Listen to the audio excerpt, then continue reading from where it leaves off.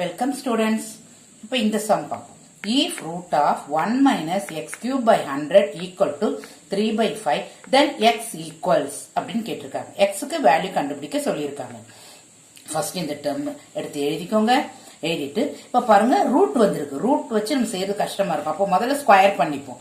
Square ரூட்டை எடுத்துருவோம். அப்போ ஸ்கொயரிங் ஆன் போத் சைட்ஸ் ரெண்டு பக்கமும் ஸ்கொயர் பண்ணுங்க. பண்ணீங்கன்னா இங்க ரூட் போயிடும். So 1 minus X cube divide by 100 இருக்கும். ஈக்குவல் டு இங்க 3/5 த ஹோல் ஸ்கொயர் இருக்கும். ஓகே, இப்போ என்ன செய்யுங்க, எக்ஸுக்கு தான் நம்ம வேல்யூ கண்டுபிடிக்கணும். அதனால எக்ஸோட பார்ட்டை வந்து நம்ம லெஃப்ட் ஹேண்ட் சைடு வச்சுப்போம். ஓகே, மற்ற கான்ஸ்டன்ட் டேர்ம்லாம் ரைட் ஹேண்ட் சைடு கொண்டு போயிடலாம். ஸோ 1 இந்த பக்கம் கொண்டு வரோம். ஸோ இங்க வந்து 3 வந்து 9 ஆயிடுமா ஸ்கொயர் பண்ணா, 5 25 ஆயிடுமா ஸ்கொயர் பண்ணா. ஓகே, இப்போ இதை கால்குலேட் பண்ணுங்க. எல்சிஎம் கண்டுபிடிச்சு இதை கால்குலேட் பண்ணுங்க. கால்குலேட் பண்ணா உங்களுக்கு என்ன வரும்? -16/25 வரும்.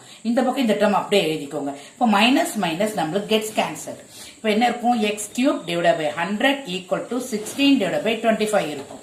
ஓகே, இப்போ என்ன பண்ணுங்க, இந்த 100 இந்த பக்கம் கொண்டு வாங்க. எக்ஸ் கியூப் மட்டும் இங்க இருக்கட்டும். இப்போ இதை கேன்சல் பண்ணீங்கன்னா உங்களுக்கு 16 into 4 வருமா? So x cube equal to 16 into 4. 16 எத்தனை டைம் எழுதலாம் நம்ம? 2 டைம்ஸ் எழுதலாமா? 4 So 4 into 4 இந்த 4. So நம்மளுக்கு என்ன வரும்? 4 cube வருமா? அப்ப x cube equal to நம்மளுக்கு 4 cube.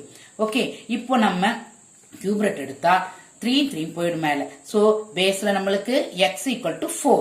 So x is equal to 4 தான் நம்மளுக்கு ஆன்சர். ஓகே, பவர் ரெண்டு சேமா இருக்கும். பேஸ் ரெண்டு நம்ம ஈக்குவேட் பண்ணலாம். அந்த மாடலையும் நீங்க யோசிக்கலாம். Okay students, educate to elevate.